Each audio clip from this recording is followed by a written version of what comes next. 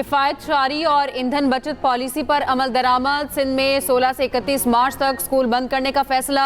Colleges और universities में online classes होंगी। इम्तिहानात शेड्यूल के मुताबिक होंगे। वज़ीर आला सिंध और काबीना का 3 माह तक तनख्वाहें ना लेने का फैसला। सिंध काबीना की 2 माह के लिए 50% फ्यूल की कटौती की भी मंजूरी। गैर मुल्की दौरे बंद। सूबे में सरकारी इफ्तार पार्टियों और रिफ्रेशमेंट पर पाबंदी आयद। 60% सरकारी गाड़ियां 2 माह के लिए बंद। नई गाड़ियों और फर्नीचर खरीदारी पर पाबंदी। सीनियर सूबाई वजीर शर्जील इनाम मेमन का कहना है हफ्ते में 4 दिन दफातर खुलेंगे, 1 इजाफी छुट्टी होगी। जुम्मे को वर्क फ्रॉम होम होगा, सरकारी काम घर से होगा।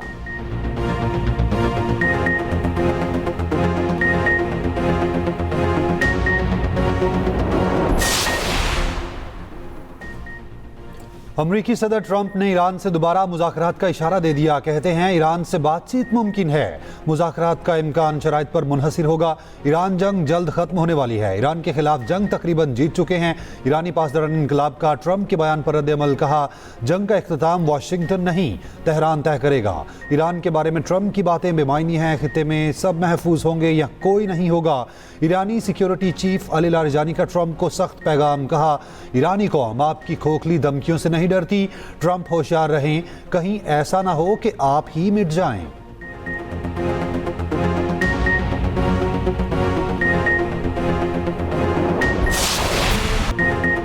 अमरीका और इसराइल के ईरान पर हमले का 12वां रोज। तेहरान पर शदीद बमबारी। मजीद 40 शहरी शहीद। मलबे से नौज़ायदा बच्ची की लाश निकाल ली गई। शहादतों की मुजमुई तादाद 1300 से ज़ायद हो गई।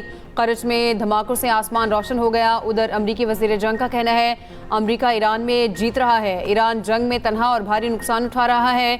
ईरान की मिसाइल पैदावार की सलाहियत को ख़त्म कर दिया गया।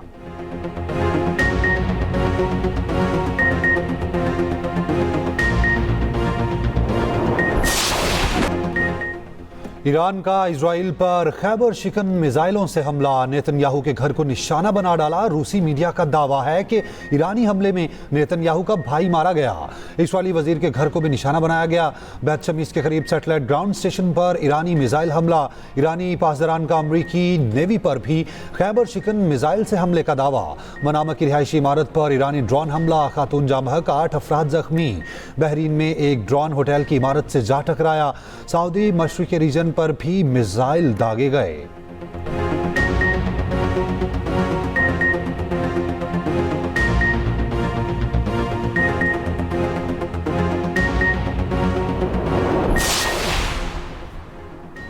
ईरान की तुर्की पर मिसाइल हमले की तरदीद। ईरानी वज़ीर ख़ारजा अब्बास अराग़ची का कहना है तुर्की की तरफ मिसाइल ईरान से नहीं दागे गए। ईरानी सदर का तुर्क हम मनसब से राब्ता। तुर्की पर मिसाइल हमले के इल्ज़ाम की तहकीकात में ताउन की पेशकश।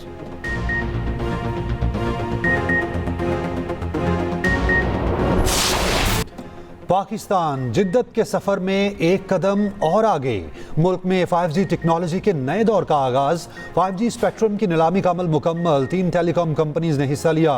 जैज़ ने 190 मेगाहर्ट्ज़ खरीद लिए। 180 मेगाहर्ट्ज़ यूफुन ने खरीदे। 110 मेगाहर्ट्ज़ जोंग ने खरीद लिए हैं। चेयरमैन PTA का कहना है नीलामी से मजमूई तौर पर $507 मिलियन मिले हैं। वफाकी वज़ीर IT शिजा फातिमा ने कहा कि 5G स्पेक्ट्रम की नीलामी संग मील है। वज़ीर इत्तलात अता तारड़ ने कहा 5G स्पेक्ट्रम मुल्क की मईशत में इनकलाब लाएगा।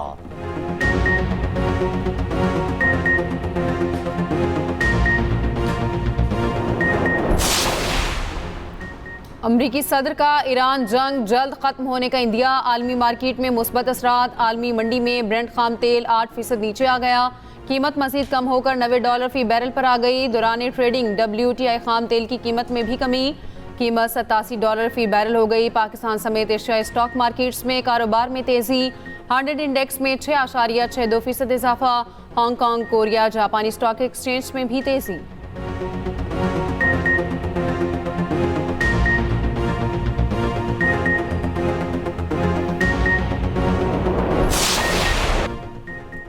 हुकूमत की मशरिक़ वस्ता की सूरत हाल पर इजहार राय में एहतियात बरतने की हिदायत। हुकूमती वज़रा की न्यूज़ कॉन्फ्रेंस। वज़ीर कानून आज़म नज़ीर तारड़ ने कहा, पाकिस्तान एक एटमी ताकत और दिफाई स्टेट है। खलीजी रियासतों से ताल्लुकात आप रियासत पर छोड़ दें। इजहार राय की आज़ादी है, लेकिन रेड लाइन अबूर करने पर कार्रवाई होगी। वज़ीर इत्तलात तारड़ ने कहा, खारजा पॉलिसी से मुतालिक सोशल मीडिया पर गैर ज़रूरी तबसरे नुकसानदेह हैं। व्यूज़ के लिए सनसनी फैलाना और मुल्की मफाद पसे पुश्त डाल देना खिदमत नहीं। वज़ीर आज़म के सियासी मुशीराना तनावुल से तुर्की के सफ़ीर की मुलाकात। खिते की बदलती हुई सियासी सूरत हाल और दिफाई सूरत हाल पर गुफ्तगू।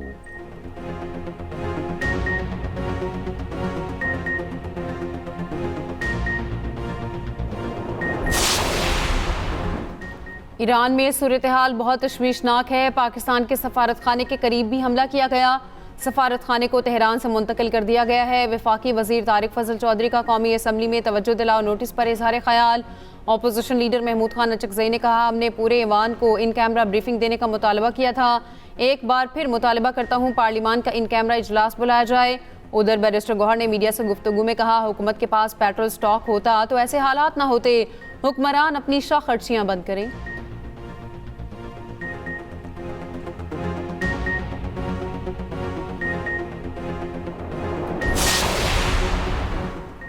मुल्क में फौरी तौर पर पेट्रोल बहरान का खदशा खत्म। तेल से भरे जहाज़ों की पाकिस्तान आमद शुरू। 139,000 मैट्रिक टन पेट्रोल 3 रोज़ में पाकिस्तान पहुंचेगा।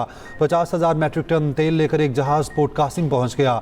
दूसरा जहाज़ आज रात और तीसरा कल दोपहर को पहुंचेगा। चौथा जहाज़ ओमान से रवाना हो गया, 3 दिन में कराची पहुंचेगा।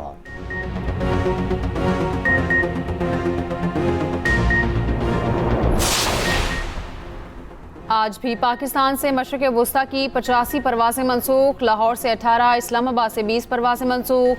पाकिस्तान से मनसूख परवाज़ों की तादाद 1207 हो गई।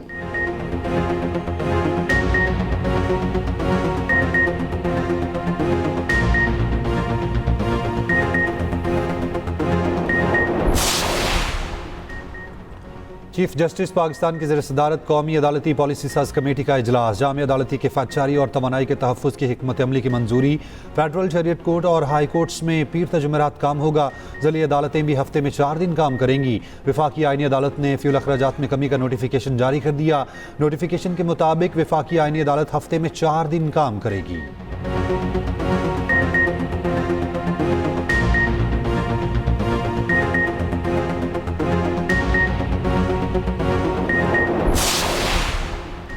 अफगान तालिबान रजीम के खिलाफ ऑपरेशन गज़ब लिल हक जारी। पाक फौज की मौसर जवाबी कार्रवाइयाँ। अरिंदो कुरम सेक्टर में अहम पोस्टें और मराकज़ तबाह। सिक्योरिटी ज़राए के मुताबिक बुज़दिल अफगान तालिबान पोस्टें छोड़कर फरार हो गए।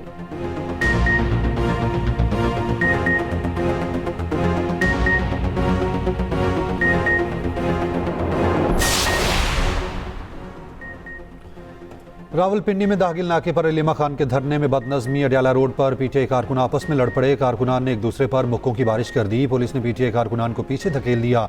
पुलिस के साथ भी हाथापाई। पुलिस का कारकुनान पर लाठी चार्ज।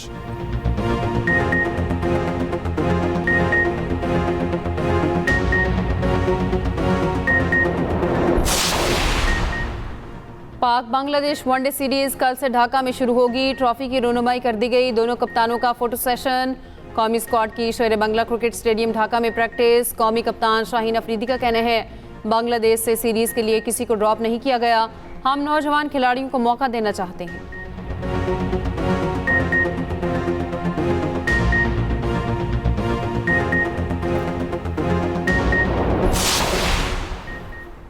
और HBL PSL 11 के शेड्यूल का ऐलान कर दिया गया। मेगा इवेंट में पहली बार 8 टीमें शिरकत करेंगी। 2 नई टीमें भी शामिल। हैदराबाद और रावलपिंडी लीग में शामिल होने वाली नई फ्रेंचाइजीज। इवेंट के 44 मैचेस 26 मार्च से 3 मई तक खेले जाएंगे। HBL PSL 11 के मैचेस 6 शहरों में खेले जाएंगे। फैसलाबाद और पेशावर पहली बार HBL PSL मैचेस की मेज़बानी करेंगे। टूर्नामेंट का इफ्तिताही मैच कदाफी स्टेडियम लाहौर में होगा।